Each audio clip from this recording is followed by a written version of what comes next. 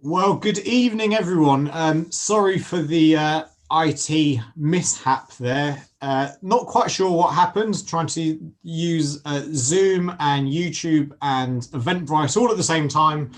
And clearly something went a bit awry. But anyway, most important thing is we're here, you're here, and we're all ready to kick off with with tonight's lecture. The attendee list is slowly increasing, so welcome everyone who is just beginning to join us. It's great that you could welcome to us this evening. What I'm going to do, I'm going to introduce myself and then introduce the lecture, and then I shall go on and introduce our speaker. So my name is Mike Goodman. I'm currently the head of the Department of War Studies, and it's a real honour and privilege to be chairing this talk this evening. I joined War Studies in 2004. I have very, very fond memories because the first person I worked with was Saki Dockrill when we taught a second year undergraduate course together, and would often go off for drinks with students in the Special Forces Club. So it was a fantastic way to join War Studies. So it's a real honour and privilege, as I say, to welcome everyone to the Saki and Michael Dockrill Memorial Lecture tonight. I know that the Dockrills were well known to many of you, but for those who weren't, I'm just going to speak briefly and just remind everyone who they were and just how important their contributions were to war studies and also the broader academic community. And this lecture, which is an annual one, commemorates the scholarly achievements and the inspiring collegial spirit of two of the most important members of the war studies community. Both Saki and Mike Dockrill had a very, very distinguished academic career. They contributed to shaping our understanding of modern diplomatic and international history.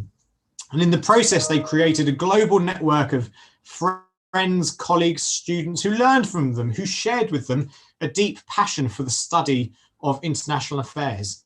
At War Studies in particular, Saki and Mike were a great source of inspiration. They were very supportive mentors, they were very friendly faces, and they were always open to a good chat and a good drink and a good lunch. One measure of their lasting success is the way in which their scholarly work continues to shape debates on British foreign policy. Another and perhaps more significant one relates to the number of former colleagues and students who refer to themselves as Dockrillites with a sense of profound pride. So who were the Dockrills?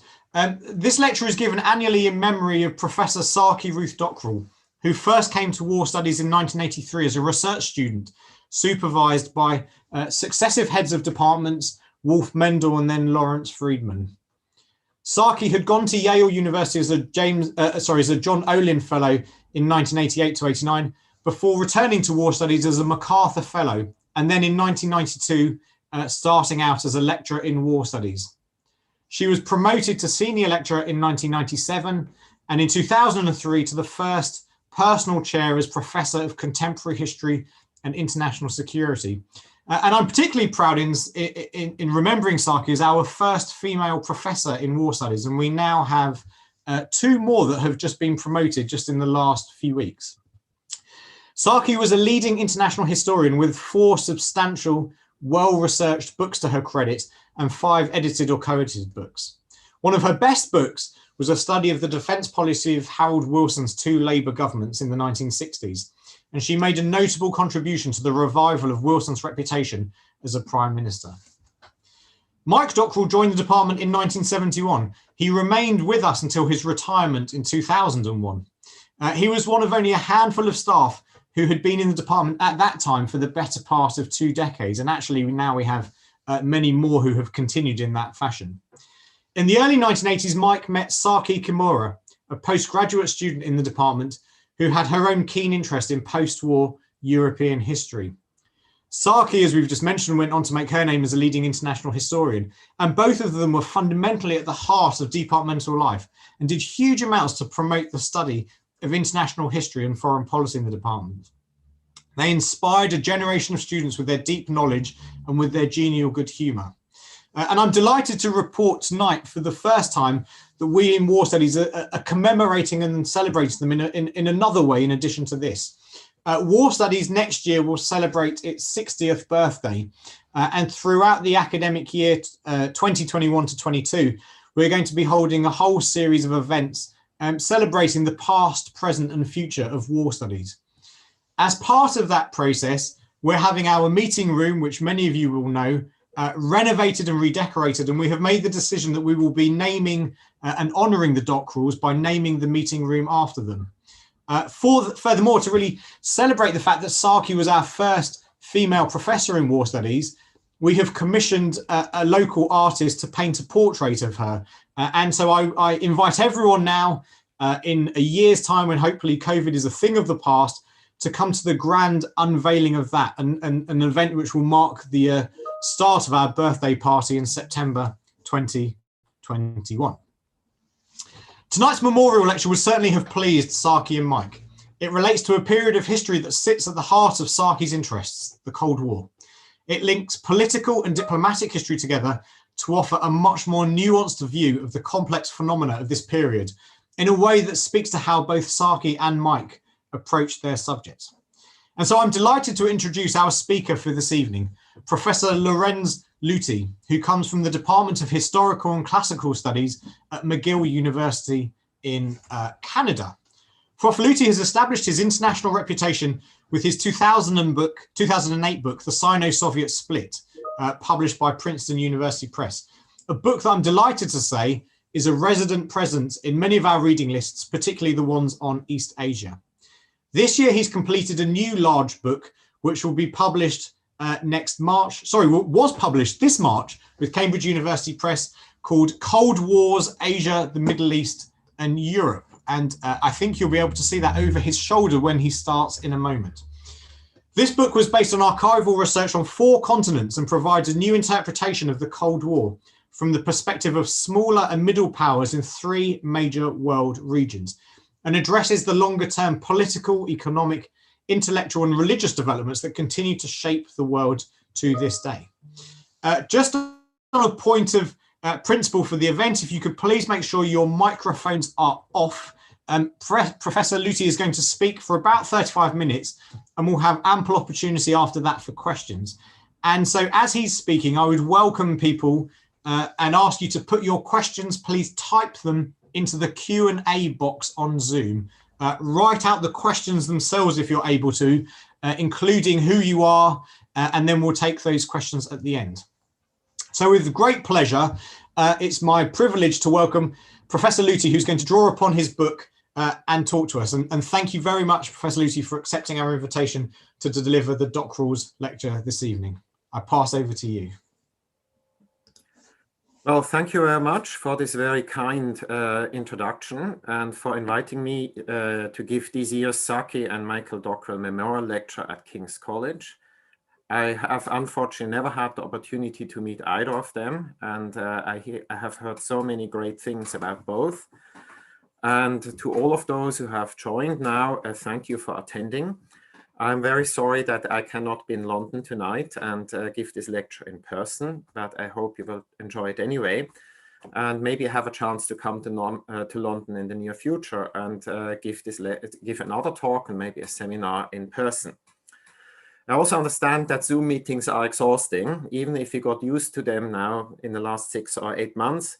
So I will talk for 30 or 35 minutes, and maybe we have then an opportunity for a free-flowing discussion or Q&A section.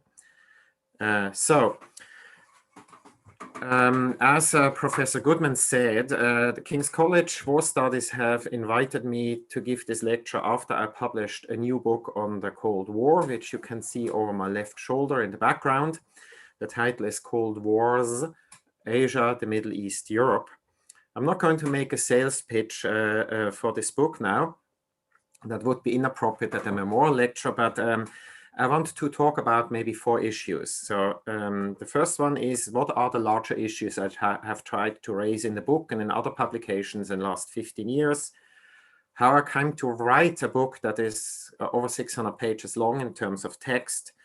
I will pick out an example that brings together some of the larger themes I try to raise in this book. And I will close with some musings about what I learned writing actually a large book. So let me start with my first point. So what are the larger issues at hand in this book? I have worked on this project for roughly 15 years and have done research in around 2,000 of archives on 4 continents. And I have also taught in this period countless classes at McGill at all kinds of levels, including graduate levels, and I have trained PhD students. So it gave me a lot of opportunity to rethink my own assumptions and also to be the target of really good questions by students. Students often are actually the best teachers. While I was doing research and teaching, I have become increasingly aware about 2 default settings in Cold War history that started to worry me. One is that most historians still look at the Cold War essentially as a superpower clash. And when I say most historians, are those historians that write general interpretations. I'm not talking about historians who do in-depth case studies or who write national histories. So in general, Cold War historians writing general interpretations are still wedded to the idea of the superpower clash. And hence the interpretative lens is on Moscow and Washington. The implicit assumption here is that the international system of the Cold War was hierarchical and that the powers at the very top mattered most. There are some historical and some contextual reasons why this kind of interpretation has become so dominant, but it doesn't really justify that we continue to just reproduce this in an unreflective manner. And second, I got increasingly worried by the Eurocentrism of general interpretations of the Cold War. This, of course, has some obvious reasons. The Cold War was, if you look at it from an ideological point, a struggle between 2 ideologies that come from Europe originally. But the interpretation is often more simplistic. The Cold War sort of started in about disagreements over Poland in 1945, and it sort of ended in Berlin in 1989. Many of the interpretations, and I just looked up, there are around 17 in the last 30 years, basically follow that kind of interpretation. They start with Europe, then because of the Korean War, East Asia is sort of tucked in somewhere early, and the Middle East is coming in the middle, and maybe Latin America and Africa are covered towards the last third or so. Of course, I'm oversimplifying here, but there is a kind of a structure that is quite repetitive. These kinds of interpretations really increasingly worried me, particularly since we had so many excellent case studies written about non-European cases and even national histories. And so there was this gap, at least in my perception, between the traditionalism of the general interpretations written and the innovation in actually many of the regional studies fields. And I tried to bridge this with this new book and with other work I have published in the last 15 years.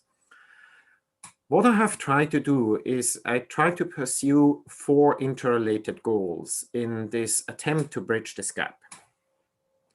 First of all, I want to redirect our focus of interpretation from the superpowers to the middle and smaller powers in the international system. As I mentioned a minute ago, much of the Cold War historiography proceeds from the unspoken assumption of the unrivaled influence and the ability to shape events in the world by the 2 superpowers.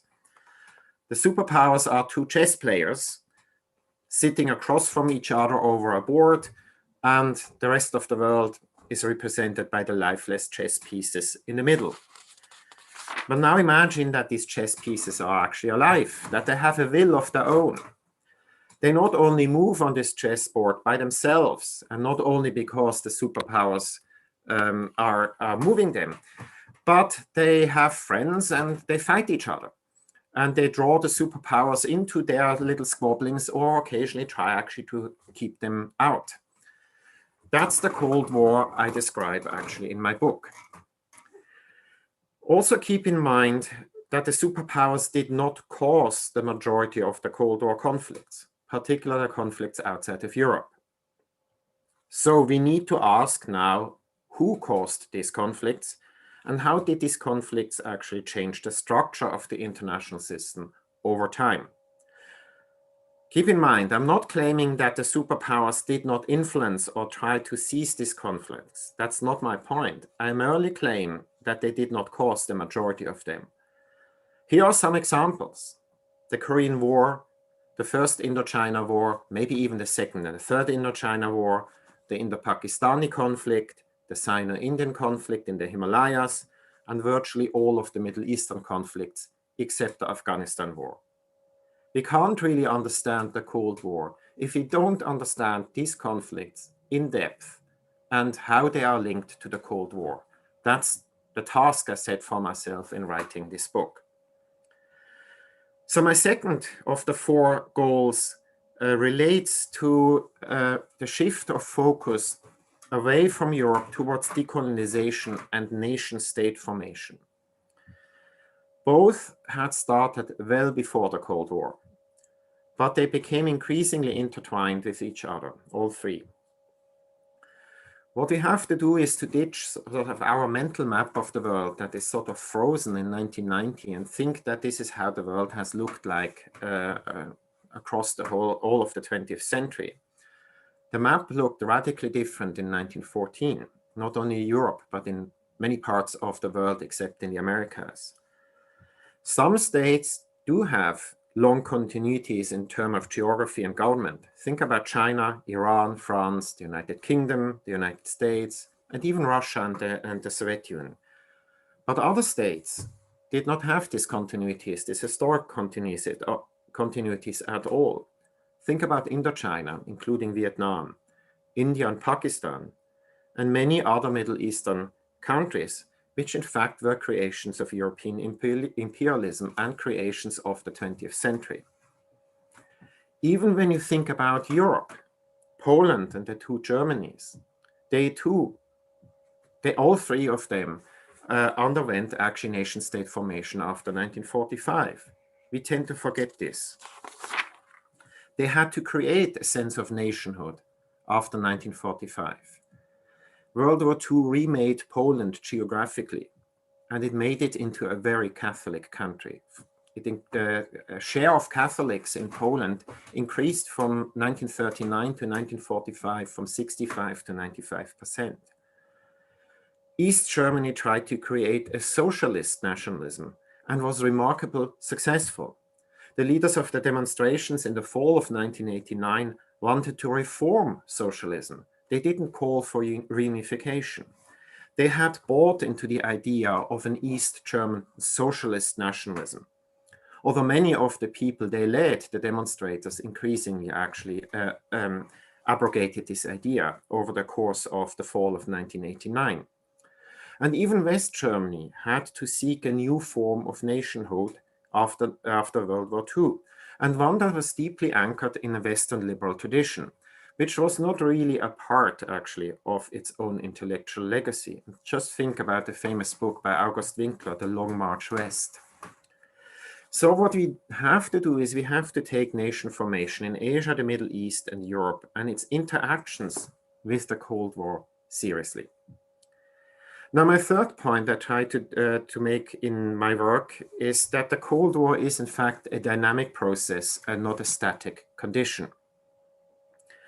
It looked vastly different in 1980 or in the 1980s from what it looked in the 1950s.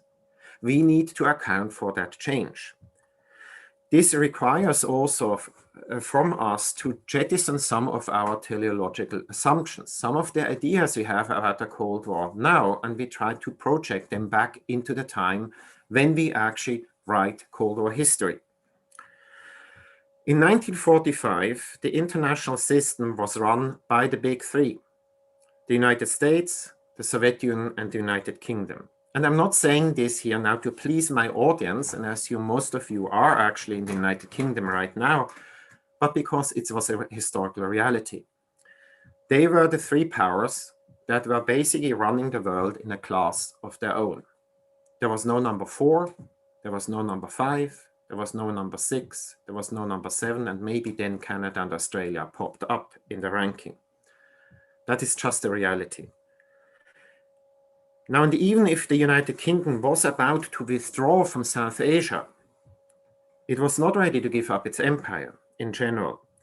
The United Kingdom had actually refashioned its empire in history several times. It cut liabilities here, and it added actually assets there. So it cut South Asia. It tried to actually add the Levant to its actually empire.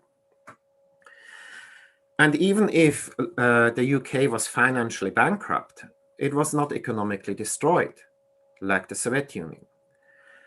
It had a larger navy and controlled more territory outside its homeland than the USSR. Yet neither London or Moscow headed a global juggernaut like Washington did. The United States was clearly the number 1. But again, what I want to do here is to refashion the way we look at the Cold War. So it started with the big 3. What is happening over the period from 1945 to 91 is a double transformation in the international system. At the top, the big 3 were transformed into what I call the superpower duopoly, particularly over the course of the 1960s. Mostly on the basis of the sheer number of nuclear weapons either side, either of the 2, possessed. But at the same time, military, economic, and political power was diffused at the lower levels of the system. I want to give you 2 examples. The United States possessed the largest number of nuclear warheads in the 1970s, but it still lost the Vietnam War. And the Soviet Union possessed the largest number of nuclear missiles in the 1980s, and it still lost the Afghanistan War. Military power at the global level does not necessarily translate into influence at the regional or local level. And fourth and last, I'm interested in spillover effects in my research. Developments in one country, region, or one region influenced parallel developments in that world region, or even influenced developments in other countries or other world regions. So I'm interested in these horizontal connections and in the cascading effects they are producing, and not only just in the vertical relations between one state, one superpower, and in one of its allies or one of its client states. Now I will explain this to greater detail in the third part of my lecture. So just bear with me for the moment. I will return to this issue. Now let me move to my second part of the lecture, the genesis of the book. No large book falls from the sky. This book has a long genesis, and this genesis was not linear. It's not that I started to sit down on one day and I had an idea and I started to write and I was done 15 years later. That's not how big books are written.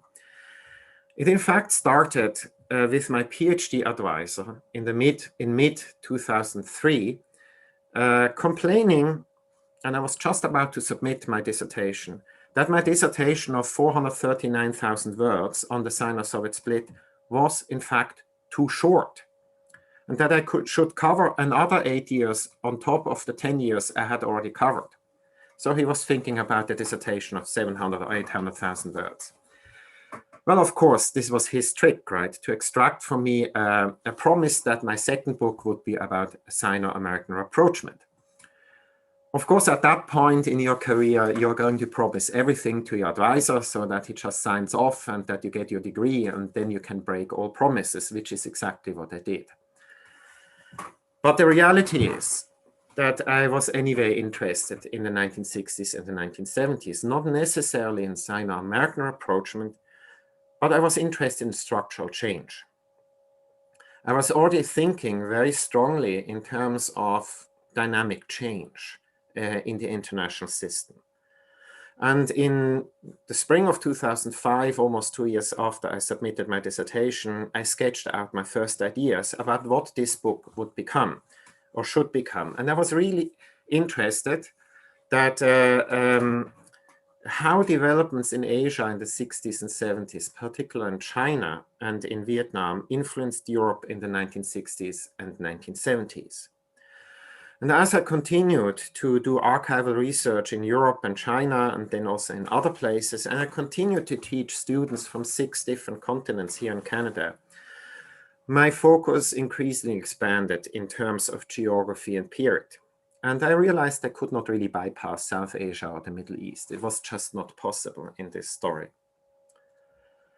So it is kind of, you know, there were accidental steps in the way how this book emerged.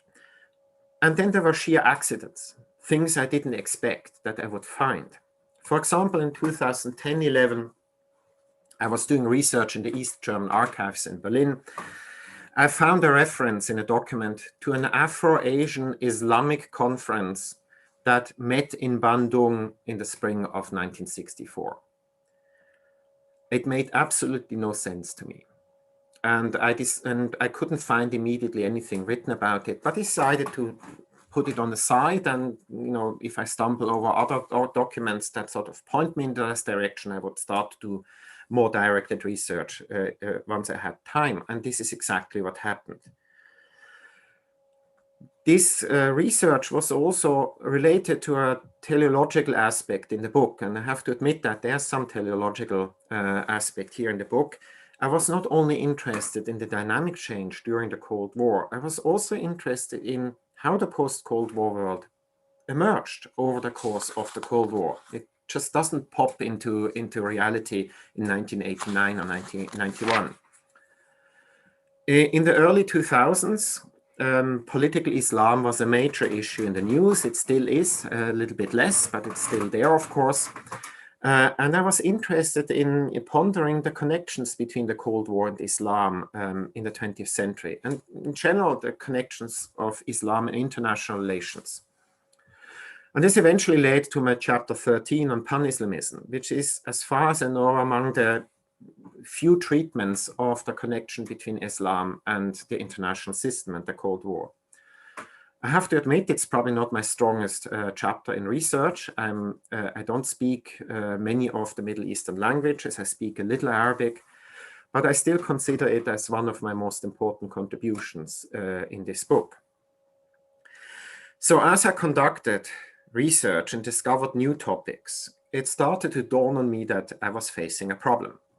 How are you going to bring together such diverse topics like Islam, German rapprochement, nuclear weapons, let's say Asian African internationalism, together in one book? So it's really a problem of structure and narrative. So from the very beginning, I planned this book to be interesting to the specialists in terms of new research, but also interesting to undergraduate students and the interested lay public. So there was an issue of accessibility. How do you write a book that is accessible? How do you organize it so that you don't lose your readers very quickly? So there's this huge range of potential readers I was envisioning. I also realized that, you know, this book would have over 20 chapters and that not everybody was willing to read this book in one go, from chapter 1 to 20. So that some readers would like to choose and pick, like at a buffet in a fancy hotel, at a breakfast buffet. So tone, level of detail or lack of detail, language, organization, all started to matter to me. At the same time, the book also should avoid too much repetition of those who wanted to read it in one go, but still provide enough information in each chapter to make each chapter accessible and readable. So these were the different needs I had to balance against each other. And ultimately, this led to the structure you see now. I start with a series of chapters explaining the international system, how it emerges by roughly the 1950s. And then I focus on Asia in 3 chapters that brings in the issue of decolonization, then another 3 chapters on the Middle East, also through the lens of particular nation state formation. Then I have 3 chapters on international movements in the global South, i.e. Afro-Asianism, non-alignment, and pan-Islamism. And eventually I have 6 chapters on Europe and 4 chapters that describe the end of the Cold War in regional and structural, and then at the superpower level. What you, of course, now discern here is that there is a movement from east to west, clockwise around the periphery of what we used to call the socialist world. And this is also why the title of the book is Asia, the Middle East, Europe. It reflects that geographical move around the periphery. This structure, of course, takes into consideration decolonization. It, to a certain degree, starts with decolonization, and how decolonization, the world of imperialism, then slides via decolonization into the world of a divided Cold War. And it finally also points to one of the issues I was really interested. This is the issue of spillover effects. You know, what is happening in one place in the world has an influence in other places too, and which also brings me to my third point of this lecture: these connections, these spillover effects across space. I asked you earlier to bear with me for a little while, and I still hope that you're with me by now, that you're not completely bored. I want to talk about one example of spillover effects, one that makes this point very clearly. And this is the Korean War from 1915 to 1953. Now, let me sort of clarify one point. I have never been a big fan of periodization. I never believed, that the Cold War ended on November 9th, 1989, and sort of a new period starts. That's not how history works.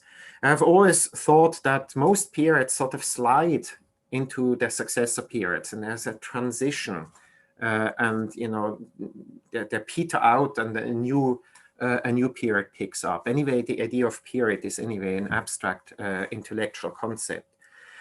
Still, I think the start of the Korean War seems, to me at least, to be a very important waypoint, really a kind of a rupture when it comes to the globalization of the Cold War.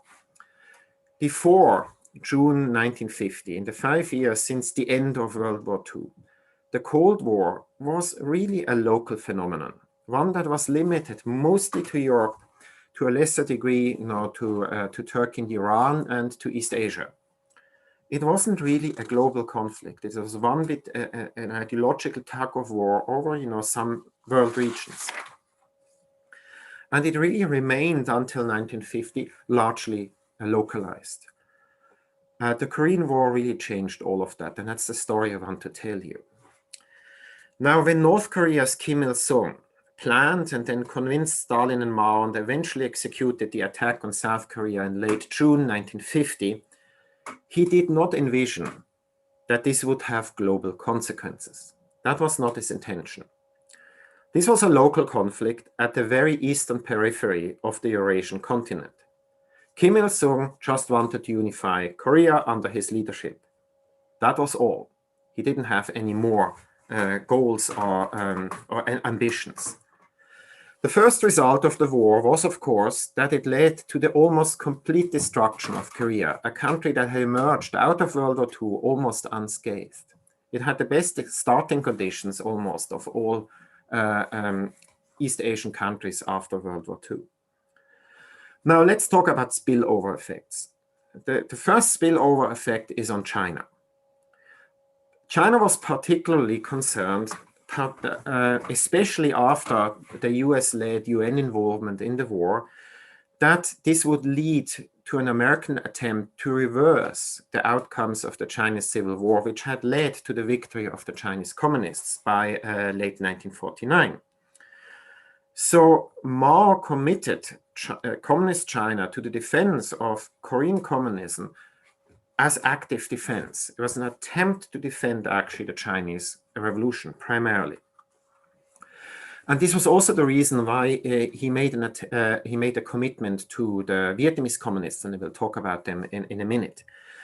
Of course, this idea of an active defense means that China became rather quickly involved in the Korean War and eventually also in the Vietnam War, or in the first Indochina War. At the same time, this created a siege mentality in China, which the Chinese Communist Party used for the hurried socialization of China's economy and society, including the persecution of hundreds of thousands of rightists and capitalists who were declared to be enemies of the people and often actually were driven into suicide or were killed. This all was used functionally as a way to create loyalty among the large masses to the new regime and to speed up actually socialization. So there's this internal spillover effect. Let's talk about Vietnam. So Vietnamese communists very quickly placed, with the Korean War, placed actually their struggle against the French colonial order in the context of the Chinese Revolution and the Korean War. And this was also a reason why they very quickly moved closely to the PRC. There was a relationship between particular Mao Zedong and Ho Chi Minh, but the Vietnamese communists were not really very close to the Chinese communists until 1949, 1950. And for Mao Zedong, of course, this was also a way to engage in active defense in Vietnam at the southern border against the idea that it's not French colonialism, it's in fact American imperialism that the Vietnamese communists are actually fighting. So as we know, these two wars dragged on for 3 to 4 years, and the economic burden on China grew. And eventually China was willing to seek negotiated ends in both theaters of war by actually dividing the two countries. Korea was only very divided before, it remained divided, but in the case of Vietnam, maybe division was a solution, a long-term solution. What China sought is to solidify communist gains in Vietnam at the Geneva Conference in 1954, but also find a solution, a compromise solution that would prevent giving the United States a pretext of intervening into the future. So China, in fact, extracted from the Vietnamese communists major concessions to a compromise peace where the Vietnamese communists had to forego some of the goals they had set themselves. The compromise peace did not work out. We know this, and the reason is because the Americans saw it, in fact, also as a compromise peace, as a peace that gave too many compromises, actually, to the communist world. And this was the reason why the Americans established the Southeast Asia Treaty Organization, or SEATO. In order, and this has to be clear here, in order to keep the expansion of communism in check in Indochina. That was the basic implicit goal here. Now, let's move along this periphery. Let's go to South Asia. The creation of SEATO posed a major problem for India. Prime Minister Jawaharlal Nehru had tried to keep South Asia out of the Cold War since the foundation of India and Pakistan in 1947, but Pakistan decided to join SEATO, mostly for anti-Indian reasons. And it was also about to join the Baghdad Pact in the Middle East a year later, 1955, and I will come back to that. And the reason was also for anti-Indian reasons. Pakistan tried to use the global Cold War basically for its own local conflicts. And the local conflict is, of course, the one over Kashmir with India. As a result of the creation of SEATO, Nehru decided to switch his positions when it came to the Afro-Asian Conference, which Indonesia had proposed for a while. Nehru had been quite skeptical about that, but eventually the creation of SEATO convinced him that there has to be something like an Afro-Asian Conference. And his goal was to use this conference to invite China in order to detach China actually from the Soviet Union. So now you see the cascading effect, it starts with Korea, it moves to China, to Indochina, to India, and eventually also to Indonesia.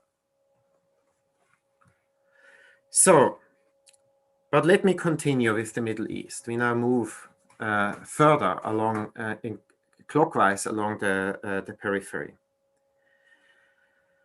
Now, as I mentioned, there was the Baghdad Pact. The start of the Korean War also led the British and the Americans to think about a defensive alliance in the Middle East, of course.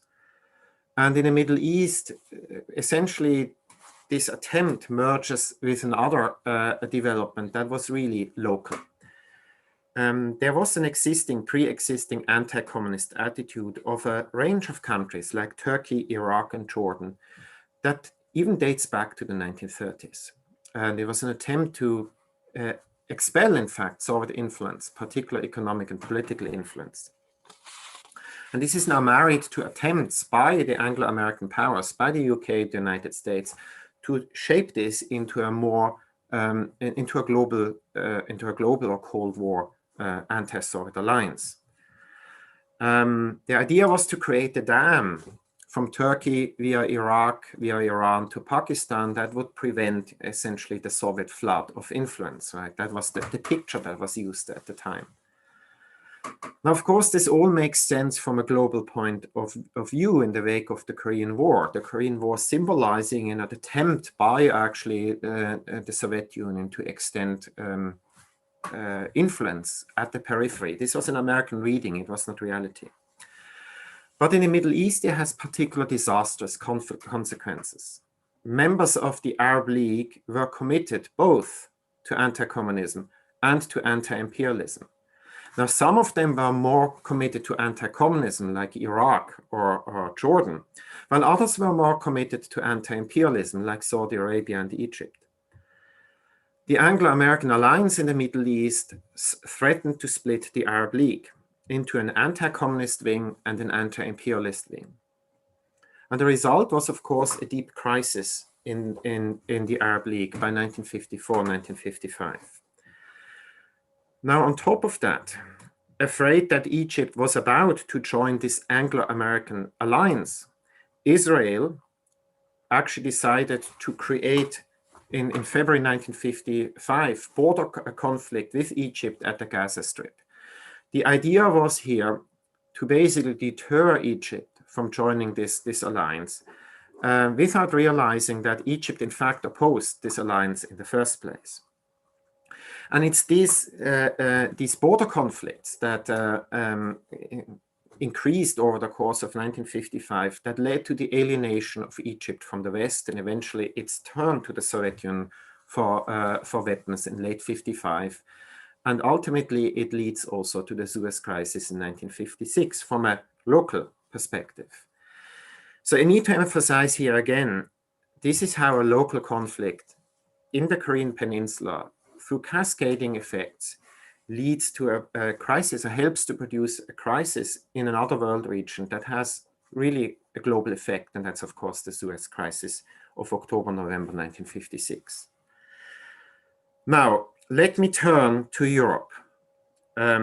Europe is the one world region where most of the conflicts were actually caused by the Cold War between the big three at the beginning and then then augmented by the two superpowers in the 60s and 70s.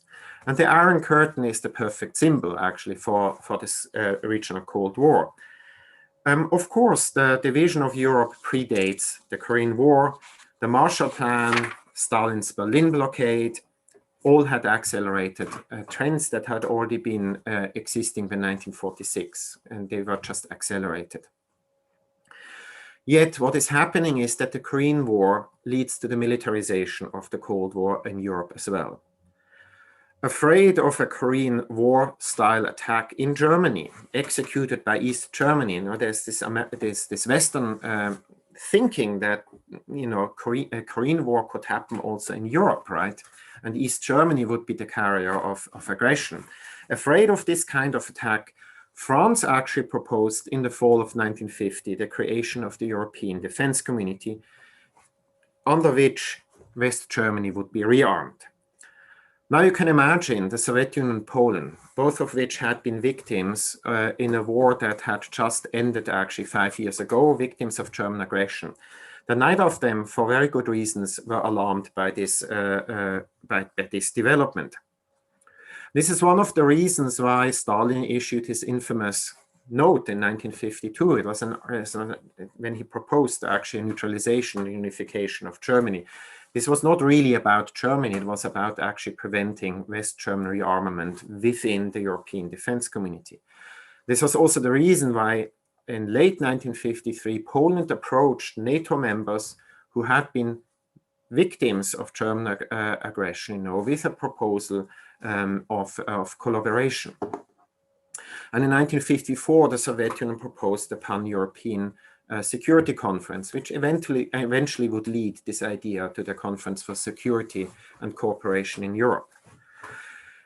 And by August 1954, the Soviet Union was able to convince the French communists to collaborate with the Gaullists in the National Assembly in Paris to kill actually the European defense community. It was, however, a Pyrrhic victory.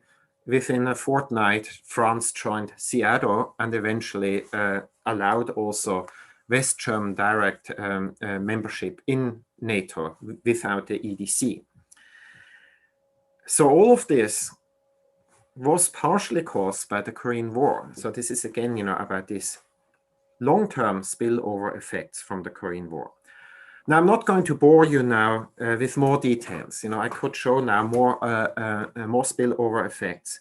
And the Korean War is not the only event that caused these cascading effects. It's a very notable one. Just think about the triple crisis in 1956, Poland, Hungary, US, that had an impact on Europe, the Middle East, Pakistan, and China. Or the suppression of the Prague Spring in 1968, or the events in the Middle East in 1979. They all produce these cascading effects. So, in view of time, I will come now sort of to my last point. It's a rather short one. It's a reflection on what did I learn from writing a large book like this one. The title of this talk is, Do the Superpowers Matter? And the answer is, of course, a typical for a historian, it depends, right? However, my answer is they really don't matter as chess players, to come back to the chess metaphor. Sitting on either side of this chessboard and sort of strategizing and moving little pieces that have no life by themselves. They matter as integral part of an international system. This means that their position is less important than we thought. And it also means that other countries are more important than we thought. Now, there is no doubt in my mind that the Cold War was also an ideological conflict that was fueled by, the two superpowers and their respective allies as they represented, one of the two opposites each. But for many actors in the system, ideology was not the most important issue. Nation-state formation, national identity, local conflicts, hostile neighbors, imperialism, decolonization, all were more important. To varying degrees, it depends on the case you look at. The Cold War interacts with many of these developments, but in each case, in a very individualistic manner. We have to keep that in mind. In some cases, this is the interaction is stronger. Just think about Germany. In other cases, it barely exists, like the Arab-Israeli conflict. So, but this also is my call that we really have to study these individual conflicts in greater depth and then think about how they fit actually into the global story. Now, while I was working on this project, and it's not only the book, there's a series of articles that preceded the book and even a conference volume, I often joke that I was doing a second and a third PhD in history. This has been an incredible journey intellectually. Occasionally, it was also an odyssey, I admit. However, it opened also my eyes to two historiographical issues or problems. One is what made me particularly happy is the high quality of research and publications in many fields in regional studies. And the other one that worried me is that these regional fields are so fragmented within and between. So, and not only fragmentation within individual fields, but there's fragmentation between different fields. Let me give you just one example, which I think is the one that worried me most, and that's the Middle East. The field is de facto split into 3 subfields, as far as I can see, that rarely actually talk to each other. They are really sort of closed off. There are country studies, mostly of the Arab and Muslim world. There are studies about Israel, and there are studies about international relations. And they mostly, not exclusive, but mostly are studies about British and American foreign policy towards the Middle East. This is similarly pronounced in other fields. Another one is Vietnam. We have a huge subfield that is essentially about the United States. I would guess 95% is about the Vietnam War from an American perspective. Then we have some very vibrant smaller fields. One of them is studying actually North Vietnam, the Vietnamese communists. But there is, again, I don't see, how information flows from one to the other. At least the smaller field is a reaction to the larger one. My goal is here not to criticize regional studies. I often understand why there are these historical and political reasons that they are fragmented. So, but there's no reason for a global historian like me not to look at them and learn from them, and just to refuse to reproduce and reinforce actually these fragmentations. As a global historian, and that's my big advantage, is I can feast at multiple historiographical buffets at the same time.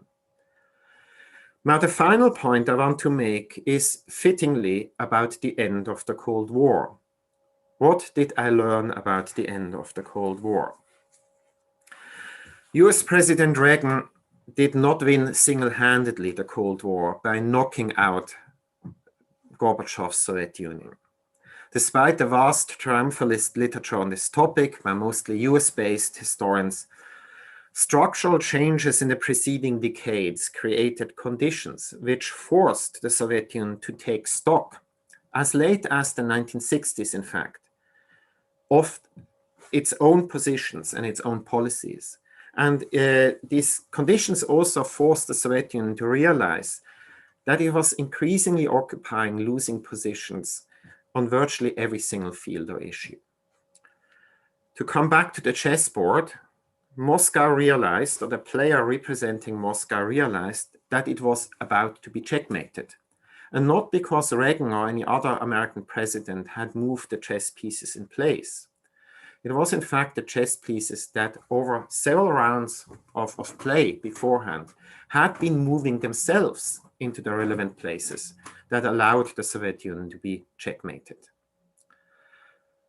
Well, that's the end of my lecture. I hope you learned something, you enjoyed it, and I'm grateful for your patience with me and for holding out on Zoom for such a long time.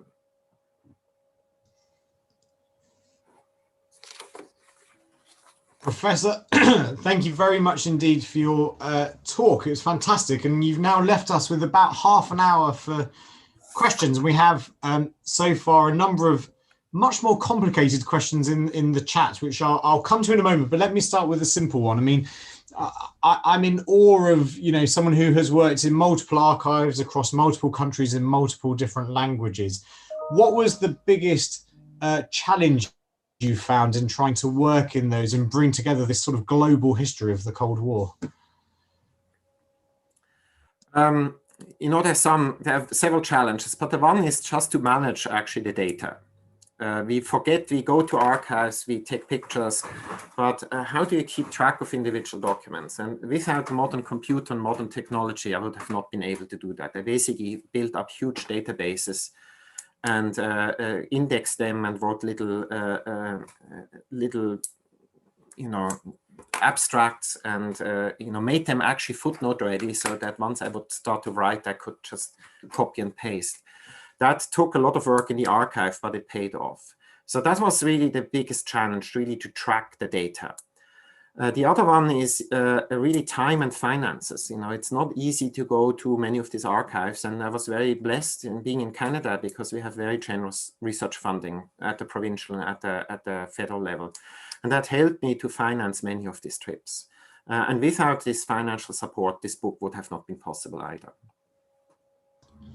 Great, thanks very much. We've got a number of questions in the chat. If I go through and ask those to you, I'll read them out for the sake of simplicity rather than allowing people to put on their microphones. And just for everyone else, if you do have questions, please do put them into the Q&A function on Zoom. So our first question comes from a second-year student at King's called Jia Ying Sun. And the question is, how does the nuclear arms race affect, if it affects, the actors that possessed military, economic and political power at the lower levels that you mentioned? For example, Vietnam and Afghanistan. Yeah. This is a two-part question. I'll give you a two-part answer. Let me start with the second part. In terms of Vietnam and Afghanistan, there's very little influence. And the one reason is that in the case of Vietnam, very early on in the summer of 1965, and I have a small article about this, China and the United States signaled to each other via, in fact, Tanzania and the UK, and in Canada, they signal each other that they want to keep the Vietnam War localized, and that any extension of the Vietnam War would lead to a global war, and neither side had an interest in that. And that was in more implicit ways also the case in Afghanistan, but there was no clear signaling. Now, how does it affect other cases? It affects other cases that it has, and I do this in chapter 14. I show how the global arms, the Soviet American actually arms race, sparks other nations to seek nuclear weapons, like Great Britain. This was one attempt for Great Britain to remain one of the big three, get nuclear weapons in order to make increase its status.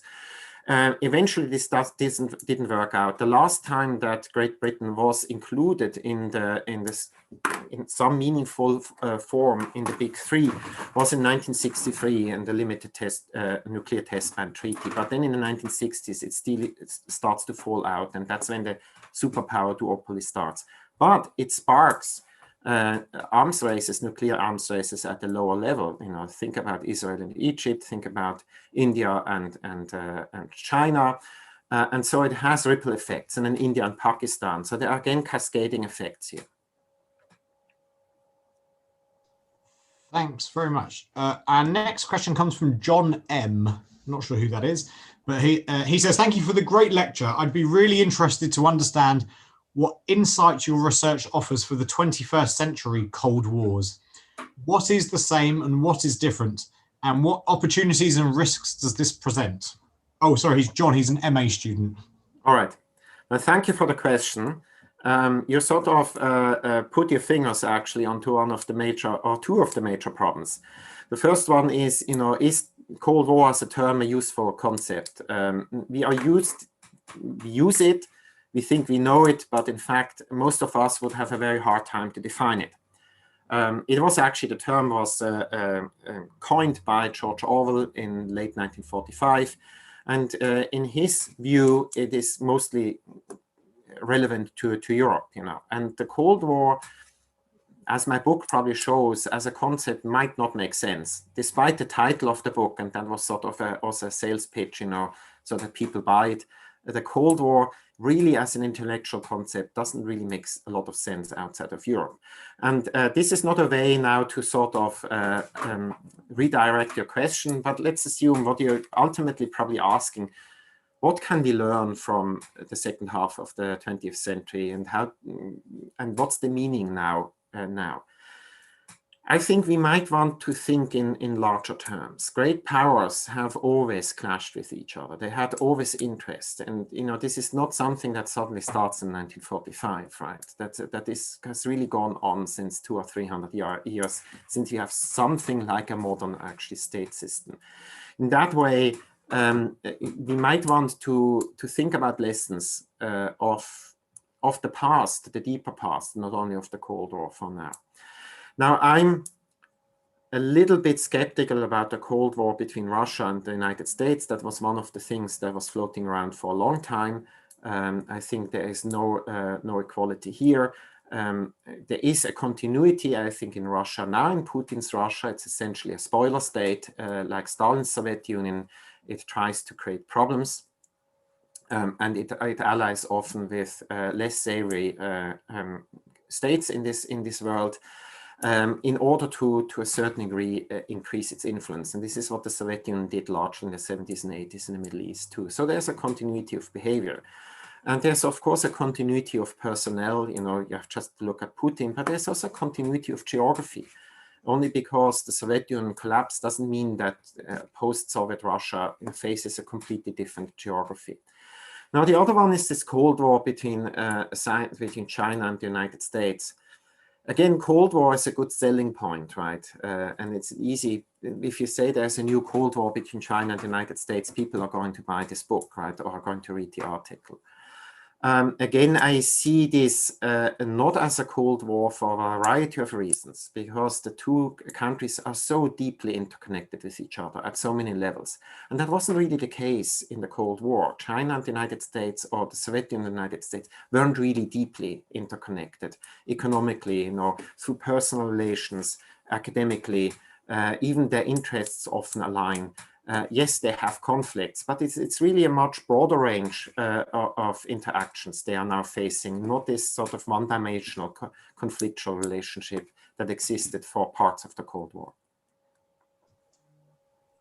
Great, thanks. The next question comes from Marcel Burney, and he says, I am a fellow Swiss historian, so let me challenge you a little. You say that you don't like periodization and prefer flows and local concepts of time. Yet you write a book with a clearly Western macro periodization. Is the Cold War still an analytical concept useful for global studies?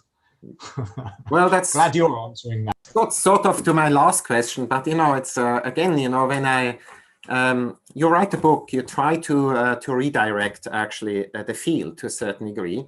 And in many respects, my book, many of the chapters, the early chapters, start with World War I. We cannot understand the Middle East if we do not think about how the collapse of the Ottoman Empire influenced the Arab world, how the abrogation of the caliphate led to an identity crisis in the Muslim world, not only in the Arab world, but also in South Asia. My argument is that the first pan-Islamist movement is actually a South Asian one. You cannot really understand Soviet economics and what is happening in economic integration in East Europe, and this is my chapter, I think, 16, you know, without actually really thinking through Soviet economics since World War I. So there are really these long-term developments that cross World War II very clearly. Same is true for Vietnam, for China, and, you know, I could go on now. So I think, frankly said, I think the Cold War as an analytical concept probably isn't going to hold anymore. And I would also, I expect that the Cold War as a field of study is going to disappear. It will be subsumed into another field, maybe international relations in the long 20th century or international relations since World War I. You know, I don't know what the name is. Names are names. In that way, I don't feel that I'm beholden to that Western concept. And I write very clearly that the Cold War as a meaningful concept in the Middle East and Asia really disappears in the late 70s, early 80s. And even in Europe, it's only a meaningful concept to the superpowers. The structures of the post-Cold War world are really already in place in the early 1980s. And in that way, 9/11, 11/9, you know, November 9th, the fall of the Berlin Wall, you know, has a regional or local meaning. It doesn't really have a meaning even for all of Europe. And it definitely has a meaning for anybody outside of Europe. It's really a local event. Thank you. If any of those who have asked questions would like to ask a follow-up question, please do. But in the meantime, we have a question from Hania, who is a final year student in history, intending to write about the Cold War for their dissertation. And the question is, what would you say the main role of the Middle Eastern countries such as Palestine, Egypt, or Jordan were in the Cold War? Yeah, so I have several chapters on that. I have one chapter on the Palestinians, because I thought it was very important to address this issue in the context of the Cold War. So I have one on the Arab League, much of the Islam chapter is on the Middle East, and I have two on the Arab-Israeli conflict, and one on sort of the Middle East around the year 79. So this is the one the one of the three world regions where the Cold War really didn't have such a great influence, because many of the conflicts were really local, regional conflicts. They are influenced by European imperialism, no doubt, either directly or indirectly. And there's this interaction, but there's not really an interaction unless you look at 67 to 73 with the Cold War. Both superpowers very quickly recognized Israel. Both superpowers were on the same side in 56. They parted ways in 67 and 73. But the 73 war was also sort of a desperate cry by Egypt, to engage with the United States, in fact. So they are very important to the Cold War from their point of perspective. They are less important, I think, to the superpower conflict when you look at them from the perspective of the superpower conflict. They manipulate, particularly Egypt, manipulates the Cold War to its own advantage, and it's not only always working out, and the same thing is actually true for Israel. And in many respects, things that are happening in the Middle East have an influence on Europe, particularly the Arab-Israeli conflict, and it starts mostly in 1964 with the scandal of the discovery that West Germany was providing tanks to Israel, that then leads to the actually collapse of West German-Arab relations, and then eventually to a reorientation of the Arab world towards the Soviet Union. Thank you. We now have a question from Josh Barnes, who's an MA student with us in War Studies. The Soviets were able to support the Democratic Republic of Afghanistan to the extent that it actually outlasted them by a year or so. They were also able to achieve strategic military successes, such as keeping the ring road open during their occupation. So Josh's question is, how would you characterize their defeat there? Is it more a consideration of cost in resources, reputation, and morale? Yeah. Well, in many respects, what the Soviets experienced in Afghanistan is what the Americans experienced in South Vietnam. Although, the two wars are actually structurally different. They can control sort of urban assets and infrastructure assets, particularly during the day, but they don't control the hinterland. Now, of course, the success is measured in, what was the original actually goal? The original goal was, first of all, to stabilize a communist system. A communist system that was actually fighting itself, in fact. That was why there was an intervention to basically get rid of a leader that had gotten rid of another leader, and that was essentially not helping the revolution. Ultimately, the idea is also to stabilize the country and to keep it socialist, because this was the first socialist revolution that happened at the Soviet periphery since 1949. Keep that in mind. It seemed to be, this wonder, this miracle that occurred. But, even the Soviet leaders in 1980, have them on record, are basically understanding that this is not a winnable war, and that they are basically in a quagmire, and that they will, at best, what they can do is they can keep the stalemate. And even if the system actually survives, which it did by 1 year, as you mentioned correctly, that is not the system that they defended in 1979, 1980. Gorbachev very quickly travels and signals to Afghanistan, and then very quickly travels there, and or at least has Afghan visitors or his emissaries travel there after 1985 and saying, look, you have to change. Communism is not going to survive. And in fact, he makes a proposal in 1986 to take Islam and a capitalist market economy seriously, right? And to basically, make Afghanistan fit for survival past the Soviet military assistance. And the idea was not to keep this socialist, but to basically Islamize this socialist experiment. So in many respects, Gorbachev saw that this was not a success, and he tried to come up with a formula for success. But ultimately, even that did not work out. Thank you. This is a question from Michael, who is a third-year history student. He says, I wanted to pivot to US involvement in Vietnam if possible. How do you feel global perceptions of American credibility and power impacted US involvement in Vietnam from the mid-50s to the fall of Saigon? Yeah.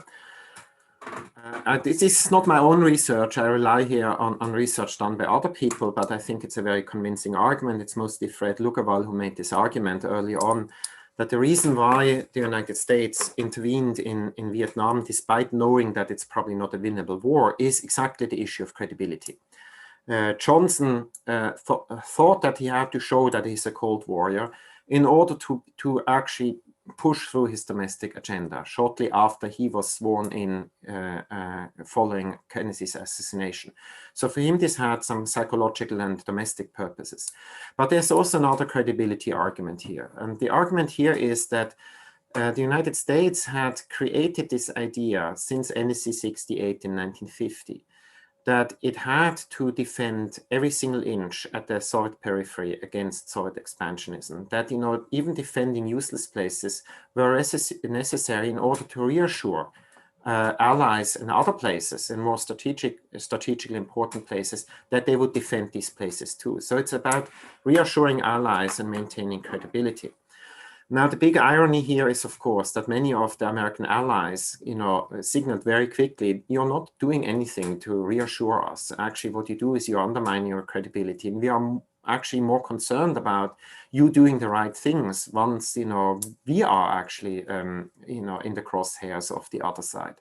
So there is a misperception of what, an American misperception of their own actually credibility and their own needs to shore up and to fortify credibility in the eyes of allies, and also on the other side, you know, that you send a signal to Moscow, Beijing, or Hanoi, you know, you are not going to fool around with us. But in fact, it does undermine American credibility in the process. Thank you. We now have a nice question from Julian, who is a final year undergraduate at King's.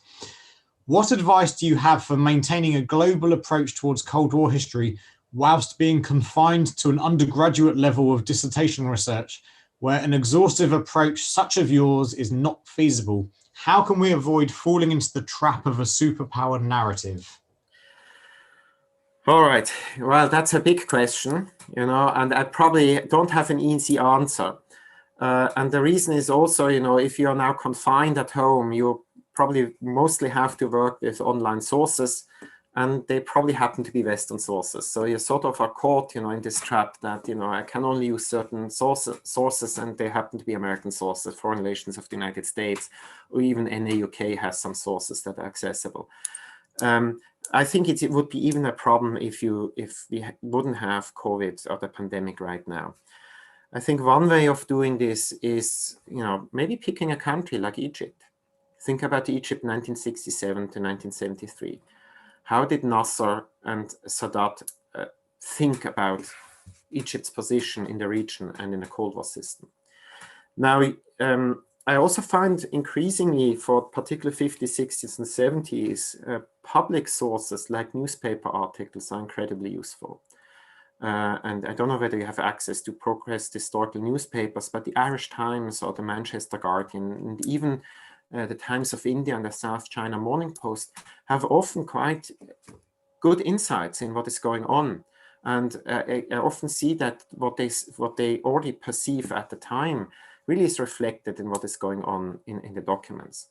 So think maybe looking at the Cold War from sort of a middle power like Egypt or India, one of the powers that tried to play both sides. Thank you.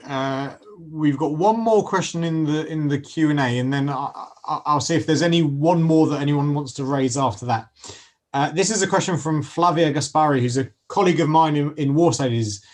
She's looking forward to your book, but she asks, you devote little or less space, it would appear from your talk, to Africa and Latin America.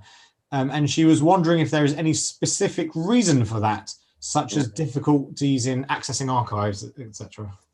Yeah, I mean, this was a criticism or a point that I expected. Now, it also comes from the structure of the book and what I want to do in the book. I did not intend to write a global history of the Cold War, because Arne Westad has done that and Bill Keeler has done that. And that then becomes more a reference book, particularly the Keeler book. I wanted to write an argument-driven book. I was interested in how smaller powers in fact changed the structure of the international system. And I was interested in how influence goes back and forth horizontally. I mean, mostly talked about East-West, but there's also influence going back into the other direction. And I was interested in focusing on the periphery of the socialist camp, where the most bloody conflict, as Paul Chamberlain has recently made the argument, the bloodiest conflicts, in fact, had happened. So it is an argument-driven book where I want to show how these three world regions, particularly these three world regions, created structural change. Now, I'm not saying here that Africa and Latin America don't matter. I mean, the Cold War has brought enormous suffering to both. But I don't see Latin America or Sub-Saharan Africa necessarily at the level of the other three world regions in terms of affecting structural change, because that's the departure point of my question. Now, Cuba is, of course, in this book. There's no doubt about that. And occasionally I have references to the Horn of Africa. I have thought about adding 3 chapters. You know, obviously one would be Sub-Saharan Africa, the other one on Latin America more globally, and then one on Cuba, particular Cuban relations to Africa. But it's a book of 4,750 pages, and my editor probably would have not liked this to be longer. Thanks very much. I mean, there's always the second edition, I suppose, if if it goes well. Well, Professor, thank you very much indeed for taking the time to prepare and deliver your lecture and to answer the questions so thoroughly. So please, everyone, thank me in virtually clapping an endorsement for the lecture. Thanks very much indeed. Thank you for having me. Our pleasure, our pleasure. It also leaves me just to thank a few people behind the scenes, 2 of my academic colleagues, Alessio Patalano and Geraint Hughes, for putting all of this together, and also Lizzie and also Danny for doing all of the hard work with the invitations and trying to resolve the IT issues we had at the beginning. So once again, thank you, Professor Lutti, for your talk. Thank you, everyone else, for your questions and for your attendance. And we look forward to seeing you at another one of these events, hopefully in person in the future. Thanks very much.